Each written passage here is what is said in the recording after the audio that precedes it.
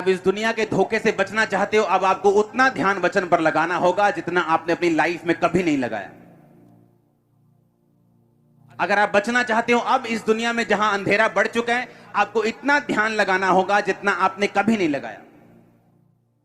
यीशु मसीह, Bible कहती है, एक जगह अपने चेलों के साथ आ रहे थे, मिरेकल करके, बड़ा चमत्कार करके लोगों को 5-5 हजार लोगों को खाना खिला के, 5 रोटियां 2 मछलियां 5,000 लोगों को, यानी 5,000 बंदों को, यानी 20,000 लोगों को खिला के आ रहे थे। तो बाइबल कहती 5,000 पुरुष थे और स्त्रियां और बच्चे भी थे। तो 20,000 लोगों को खिला के यीशु मसीह आ रहे और चेलों को बोला कि फरीसियों के खमीर से चौकस रहना।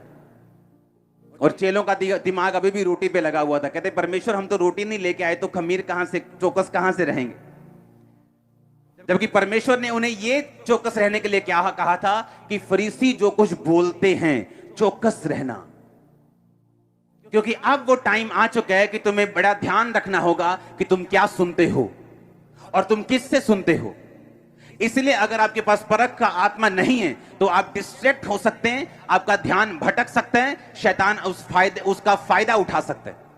यीशु मसीह ने कहा फरीसियों के कपट रूपी खमीर से चौकस रहना।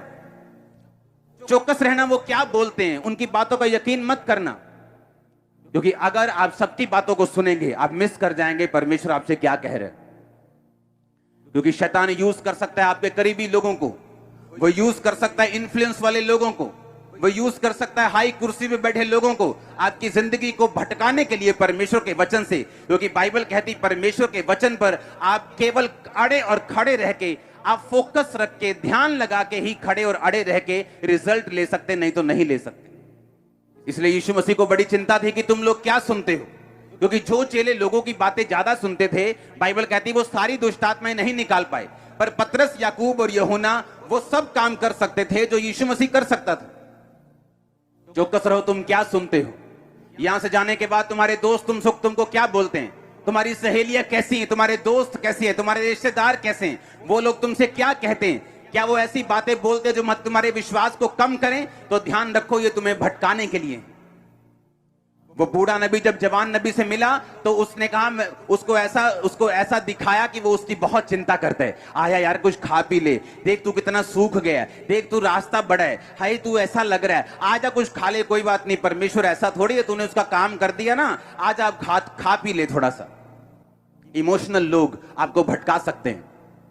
इसलिए बाइबल कहती है जब प्रभु यीशु मसीह ने पतरस को कहा, पतरस मुझे क्रूस पे चढ़ाया जाएगा और मैं तीसरे दिन जी उठूंगा, ये लोग मुझे दुख देंगे और मैं मारा जाऊंगा और गाड़ा जाऊंगा और तीसरे दिन मुर्दों में से जी उठूंगा। पतरस कहता है हाउ परमेश्वर, और झिड़कने लगा। बाइबल कहती है उसको झिड़के मारी यीशु मसीह को, झिड़के मारी यीशु मसीह को, बोलता है तो तेरे साथ कभी ऐसा ना हो। यीशु मसीह ने कहा शैतान हट जा मेरे सामने से, क्योंकि तू मेरे लिए ठोकर का कारण है। क्योंकि शैतान आपके पास आता है आपके करीबी लोगों में से, ताकि आप अपने क्रूस को ना उठाएं, अपने आप का इनकार करना छोड़ दें, आप फास्टिंग करना छोड़ दें, आप बोना छोड़ दें, आप प्रार्थना करना छोड़ दें, आप खुदा को दिल में रखें। 2 घंटे 2.5 घंटे देने की रोज में क्या जरूरत है? कोई बात नहीं। मत्ती 24 उसकी 12 और 13 आयत में लिखा हुआ, बाइबल कहती अंत के दिनों में क्या होगा। परमेश्वर यीशु मसीह ने कहा अधर्म के बढ़ने से बहुतों का प्रेम ठंडा पड़ जाएगा, परंतु जो अंत तक धीरज धरे रहेगा उसी का उद्धार होगा। अधर्म के बढ़ने से बहुतों का प्रेम ठंडा पड़ जाएगा। यीशु मसीह ने कहा जब एंड डेज होंगे अधर्म बढ़ जाएगा और बहुतों का प्रेम ठंडा पड़ जाएगा। पुराने टाइम में अगर किसी ने गंदा सीन देखना होता था तो जब वो लाइनें लगती थी सिनेमा के बाहर कि इस फिल्म में एक गंदा सीन है, सारा यूथ इकट्ठा हुआ है कि इस फिल्म में एक सीन है जी, फलानी फिल्म है जी, इस फिल्म में एक सीन है, उसको देखते। और कभी ऐसा सीन मिलता था। आज आपको गंदा सीन देखने के लिए कहीं जाने की जरूरत नहीं, अपनी फेसबुक खोल लो, आपको गंदा सीन मिल जाएगा। इसीलिए मैं सोशल मीडिया पे अब नहीं हूं। क्यों? क्योंकि बाइबल कहती अंत के दिनों में अधर्म बढ़ेगा। जो गंदा सीन लोग सीडी मंगा के देखते थे, आज वो फेसबुक ऐसे ऐसे ही खोलते जाओ, आपको मिलते जाएंगे। और आपको लगता है कि ये तो आज की दुनिया है, ले नहीं, बाइबल कहती अधर्म बढ़ जाएगा और बहुतों का प्रेम ठंडा पड़ जाएगा। क्यों? क्योंकि बाइबल कहती है लास्ट के दिनों में अधर्म बढ़ेगा और प्रेम ठंडा होगा। जब भी शैतान आपको भरमाता है, आपको यीशु मसीह से पीछे लेके जाता है, वो कभी भी एकदम ऐसा नहीं करता, वो धीरे धीरे करता है। एक छोटा सा काम, एक छोटी सी कमी, उससे वो शुरू करता है। जैसे बोलते हैं ना, तू यार पैर रख ले, अब बैठन की जगह बना लांगे। तो पैर रख ले, हम घर बनाने की जगह खुद ब खुद रख लेंगे। तो बस पैर रख ली वहां, तू हॉल में अंदर एंटर हो जाए, मेन हॉल में बस अपनी बाइबल रख दी, हम बैठने की जगह अपने आप बना लेंगे। ऑनलाइन चर्च उन लोगों के लिए है जो बाहर बैठे हैं, जो बॉम्बे में बैठा है, हर संडे नहीं आ पा रहा, जिसकी वाइफ आना चाहती है और हस्बैंड बहुत तगड़ा शराबी है, मारता है, कूटता है, जो उसको आने नहीं दे रहा, वो अविश्वासी। उन लोगों के लिए ऑनलाइन चर्च है। आपको ऐसा लगता है कि मैं आपको इसलिए कह रहा हूं कि यहां चर्च में लोग नहीं है? नो। अगर आप पहले मेन हॉल दिखाओ, ओके, ओवरफ्लो दिखाओ जल्दी जल्दी से, टाइम नहीं। ये अभी की चर्च है, ये अभी की चर्च है, ये राइट नाउ, ये ओवरफ्लो सेक्शंस हैं सभी जो आप स्क्रीन पे देख रहे हो। रुको चलने दो। ये सारे ओवरफ्लोज हैं अभी जितने आप देख रहे हो, ये सारे ओवरफ्लो सेक्शंस है चर्च के। गुरदासपुर चर्च दिखाओ, हाँ दिखाओ। सुनो मेरी बात, मैं इसलिए नहीं कह रहा हूं कि मैं आपको चर्च में लाना चाहता हूं। यहां चर्च ऑलरेडी फुल है। जितने चर्च के सेक्शन हैं आज, जितनी चर्च की ग्राउंड्स हैं, सारी भर चुकी। चर्च के पास जगह नहीं है बिठाने की। लेकिन सुनो मेरी बात, मैं क्यों आपसे कह रहा हूं। बाइबल कहती अंत के दिनों में अधर्म बढ़ जाएगा और बहुतों का प्रेम ठंडा पड़ जाएगा। और ठंडा ऐसे नहीं कि वो यीशु मसीह का इनकार कर देंगे, मतलब घर में बैठे हैं, हाँ बोले आई यार दाल ले आई यार, भुख लगी यार, और कोई नहीं हले वचन आने वाला, चाह तू हले वर्शिप चलती कोई नहीं। अब दालें चल रही हैं, परोंठियां चल रही हैं घर पे। अब वचन के टाइम पे ज्यादा ध्यान दिया जा रहा है, वर्शिप के टाइम पे नाश्ता चल रहा है, बीवी कुकर की सीटियां मार रही है, बेटा नहा रहा है और छोटी बेटी पॉटी कर रही है, ये घरों में चल रहा है और शर्म आनी चाहिए। ऑनलाइन चर्च उन लोगों के लिए है जिनको पास रियल रीजन है, जो खुदा को कह सकते हैं परमेश्वर देख मैं दूर रहता हूं, मैं 5000 किलोमीटर दूर रहता हूं, मैं नहीं जा पाऊंगा, लेकिन मैं तेरे वचन से दूर नहीं रहना चाहता। उन लोगों के लिए नहीं है। अगर आज रात को इन लोगों को हार्ट अटैक हो जाए तो रात को 2 बजे अगर हार्ट अटैक हो, 2:15 में ये गाड़ी के अंदर बैठे होंगे और हॉस्पिटल पहुंचे होंगे। लेकिन चर्च के लिए एक ऑटो ढूंढने में इनको 3 हफ्ते लगते हैं कि ऑटो वाला नहीं मिला। इसलिए परमेश्वर ने कहा अंत के दिनों में, लिखो, अधर्म के बढ़ने से बहुतों का प्रेम ठंडा पड़ जाएगा। उसने ये नहीं कहा प्रेम खत्म हो जाएगा, उसने ये नहीं कहा वो यीशु मसीह का इनकार कर देंगे, उसने ये नहीं कहा कि वो यीशु मसीह को भूल जाएंगे, उसने ये नहीं कहा, उसने कहा प्रेम ठंडा हो जाएगा लोगों का। 2030 में चाइना इस दुनिया का सबसे बड़ा क्रिश्चियन देश होगा। मालूम क्यों? आपको लगता है अमेरिका होगा, किसी को लगता है ये देश होगा। चाइना इस दुनिया का सबसे बड़ा क्रिश्चियन देश होगा।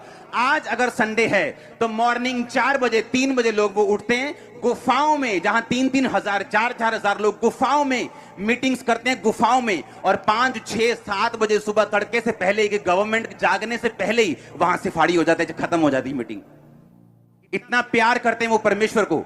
क्यों? क्योंकि गवर्नमेंट उनको मीटिंग नहीं करने देती। वो सुबह उठते हैं और वहां अगर आप जाके देखो, जिन लोगों को लगता है कि चाइना में सबसे अधिक अविश्वासी हैं, चाइना में सबसे अधिक नास्तिक लोग हैं, ये सब कुछ झूठ है, ये सारा कुछ मिथ है, ये सच्चाई नहीं। चाइना में जितनी कंपनियां, जितने सीईओ, जितने अमीर लोग, जितने गरीब लोग, हर एक बंदा जितने स्पीड से यीशु मसीह में आ रहे हैं, मैंने कहा 2030 में चाइना इस दुनिया का सबसे बड़ा क्रिश्चियन देश होगा। चाइना सबसे बड़ा देश होगा क्रिश्चियन दुनिया का। सुबह उठते हैं। आज मेरे को मैसेज आ रहा था कि हमारा हॉल जो है वो सुबह ही भर चुका है, मीटिंग शुरू होने से घंटों पहले मेन हॉल भर चुका है, ओवरफ्लो भरने शुरू हो चुके। ये निशानी है आप लोगों की जो आप यहां पे मौजूद हो कि परमेश्वर आपकी लाइफ को छुएगा और काम करेगा आपकी जिंदगियों में। वो आपको भूलेगा नहीं। आप मेरी एग्जाम्पल देख लो, मेरी मेहनत देख लो। और लोग मुझे मूर्ख बोलते थे, यहां तक कि मेरे साथ काम करने वाले दूसरे क्रिश्चियन यूथ मुझे मूर्ख बोलता था कि इसको पैसे की कदर नहीं है, पैसे उड़ाता है यीशु मसीह के लिए, इसको अपनी लाइफ की कदर नहीं है, देखो कैसे रोजे रख रख के शक्ल बिगाड़ ली।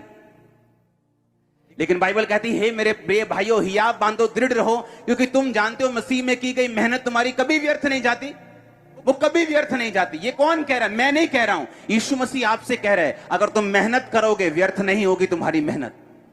अगर आज तुम चर्च में मौजूद हो, और मैं आपको बता देता हूं, जितनी अनॉइंटेड चर्च होगी, जितनी सामर्थी चर्च होगी, जितना खुदावंद का वचन और मसा वहां काम करेगा, उतना ही शैतान आपको तंग करेगा उस चर्च से दूर करने के लिए। वो आपको फाइनेंशियल प्रॉब्लम डाले, वो आपको दिक्कत दे, वो आपका विरोध करे। उसे मालूम है कि ये वही जगह है जहां इसने छुटकारा पाना है। इसलिए बाइबल कहती है इकट्ठे होना मत छोड़ो। फिर से बोलो, इकट्ठे होना मत छोड़ो। एक भी जन ऐसा नहीं है जो भूखा मरा हो। क्यों? जुगाड़ लगा लेते रोटी का, इधर से या उधर से। लेकिन हमें मालूम है संडे हमने खुदा के घर में जाना है, तो क्यों नहीं सोमवार से, कल से हम अपने किराए को, अपने पैसों को, अपने तरीकों को इकट्ठा करना शुरू करते हैं। लेकिन नहीं, जब हमारे शरीर को जरूरत होती है दवाई की, हम रात को भी हॉस्पिटल चले जाते हैं। लेकिन जब आत्मा को जरूरत है, जिसके साथ आपका परिवार जुड़ा हुआ है, जिसके साथ आपका फाइनेंस जुड़ा हुआ है, जिसके साथ आपका फ्यूचर जुड़ा हुआ है, उसके लिए हम अलर्ट नहीं। क्योंकि बाइबल कहती है, फिर से पढ़ेंगे, अधर्म के बढ़ने से बहुतों का प्रेम ठंडा हो जाएगा। क्योंकि आज आपको आसानी से मिल रहा है। अगर आप चाइना में होते और यूट्यूब ना होता और फेसबुक ना होता और आपकी जब चर्च को ऑनलाइन चलने ना दिया जाया होता, तो आपको वैल्यू समझ आती। सुबह सुबह वो लोग चर्च में आगे इकट्ठा होते और परमेश्वर की महिमा करते हैं। याद रखो, अगर हम बलिदान नहीं देंगे तो कभी फायर नहीं होगी। आग तभी बढ़ती है जब उसमें लकड़ी बढ़ती, आग तभी बढ़ती है जब उसमें बलिदान बढ़ते। अगर लकड़ी कम होगी तो फायर कम होगी। और शैतान आपकी मासी का बेटा नहीं है कि आपको छोड़ देगा। आप जितना अच्छे हैं वो उतना अधिक अटैक करेगा, आप जितने भले हैं वो उतनी टेढ़ी निगाह से आपको देखेगा। क्योंकि उसका काम है अच्छों को, भलों को खत्म करना। जो लोग अच्छी तरह लोग बोलते हैं मैंने क्या कसूर किया, मैंने किसी का बुरा नहीं किया, मैंने किसी को माड़ा नहीं बोला, मैंने किसी का नुकसान नहीं किया, मेरे साथ ऐसा क्यों हुआ? तभी तो हुआ। बाइबल कहती वो अच्छे लोगों को खत्म करने की कोशिश करते हैं। बुरे तो पहले ही नाश हैं, वो तो दूसरों का नुकसान करके अपना खुद ही बाद में करवा लेंगे, वो तो पहले से खत्म हो चुके हैं। लेकिन बाइबल कहती वो नाश करने, हत्या करने, घात करने और नष्ट करने के लिए आया। आपको प्राइस पे करना होता है परमेश्वर की प्रेजेंस में आने के लिए। आसान नहीं होता परमेश्वर की हुजूरी में आना, लेकिन आपको अपने आप को डिसिप्लिन में रखना पड़ता है। कोई भी दिक्कत हो, कोई परेशानी हो, अगर आप उसके भवन में, उसकी प्रेजेंस में उसी डिजायर, उसी इच्छा के साथ, बाइबल कहती है अपने परमेश्वर से पूरी मन, पूरी ताकत, पूरे प्रेम, पूरी शक्ति के साथ प्यार करना। क्योंकि अधर्म के बढ़ने से बहुतों का प्रेम ठंडा हो जाएगा। आसानी से घर पे मीटिंग मिलने से आपका प्रेम ठंडा हो जाएगा, परमेश्वर ने कहा। आज आप सिर्फ वर्शिप को ऑनलाइन मिस कर रहे हैं, कल आप वचन को भी मिस करेंगे। कल आपकी फोन की चार्जिंग खत्म हो जाएगी, कल को इंटरनेट खत्म हो जाएगा। अपने पड़ोसी को बोलो, अधर्म के बढ़ने से जीसस ने कहा बहुतों का प्रेम ठंडा हो जाएगा। आप जानते हैं, अगर आप बाइबल ध्यान से पढ़ें, पहला राजा 17 बाब उसकी 1 से 6 आयत, तिशबी एलिया जो गिलाद के प्रदेशियों में से था, उसने अहाब से कहा, इजराइल का परमेश्वर यहोवा जिसके सम्मुख मैं उपस्थित रहता हूं, उसके जीवन की शपथ, इन वर्षों में मेरे कहे बिना ना मेह पड़ेगा ना औंस पड़ेगी। तब यहोवा का यह वचन उसके पास पहुंचा, यहां से चलकर पूरब की ओर करीत नामक नाले में जो यर्दन के पूरब में है छुप जा। उस नाले का पानी तू पिया कर। मैंने कौओं को आज्ञा दी है कि वो तुझे वहां खिलाएं। बोलो, वहां खिलाएं। यहोवा का यह वचन मानकर वह यर्दन के पूरब में करीत नामक नाले में छिपा रहा। सवेरे सांझ को कौवे उसके पास रोटी और मांस लाया करते थे और वो नाले का पानी पिया करता था।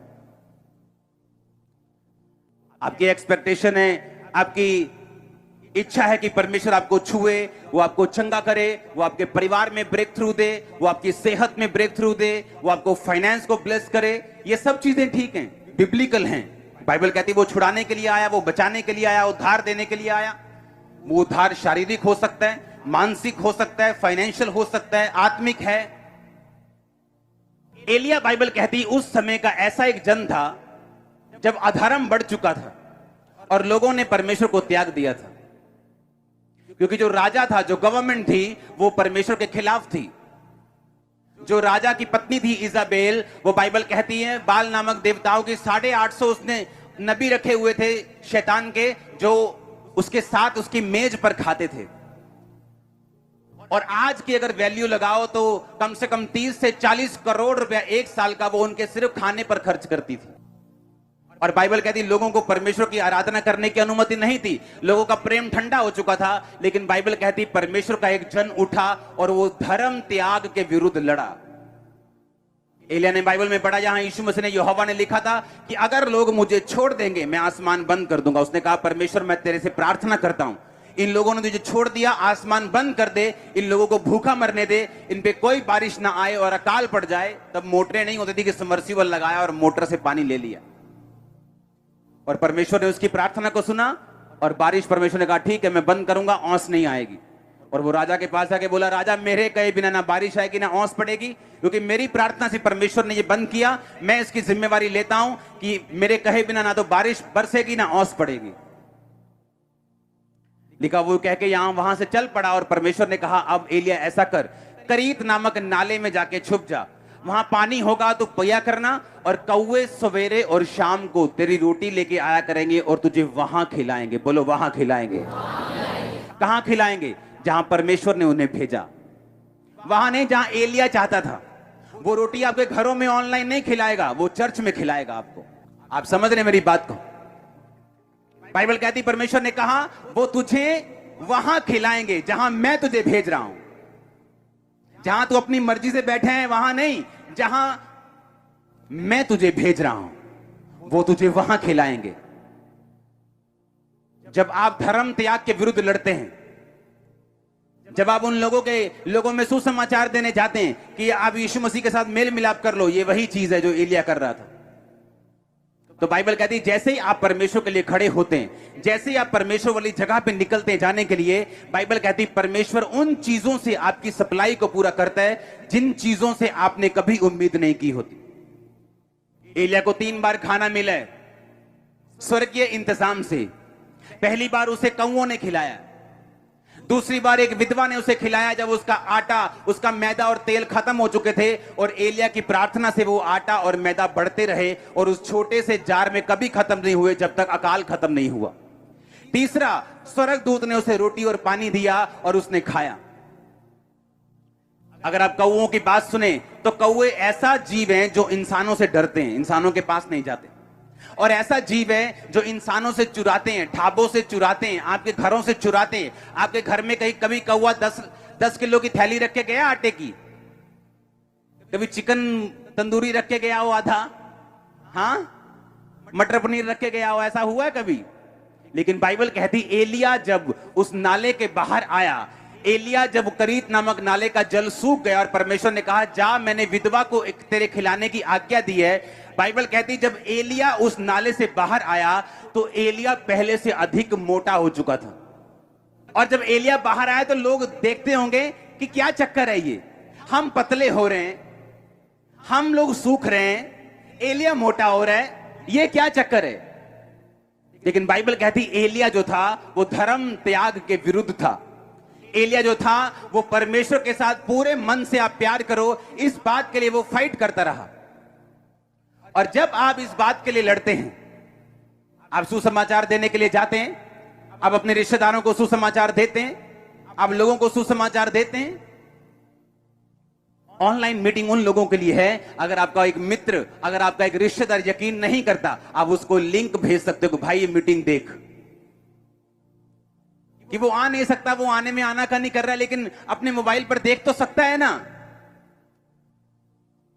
और बाइबल कहती एलिया धर्म त्याग के विरुद्ध लड़ा, और बाइबल कहती जैसे ही वो परमेश्वर के लिए खड़ा हुआ, परमेश्वर ने कहा अगर तू मेरे लिए खड़ा है तो मैं तेरे लिए खड़ा हूं। अगर तू मेरे लिए खड़ा है तो मैं तेरी जरूरतों को वहां से पूरा कराऊंगा जहां तू सोच भी नहीं सकता। आज इस मीटिंग के बाद जब आप घर वापस जाएंगे, मेरे स्वर्ग का परमेश्वर, वो एलिया का और मेरा परमेश्वर आपको खिलाने वाला है स्वर्ग से, यीशु मसीह के नाम में।